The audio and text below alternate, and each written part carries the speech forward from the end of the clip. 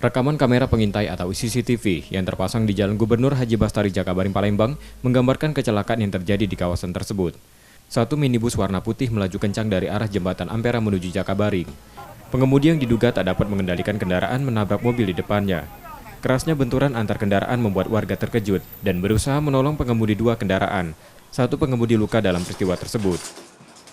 Kecelakaan ini terjadi diduga karena kecepatan mobil Terios terlalu kencang, sehingga pada saat mobil Kijang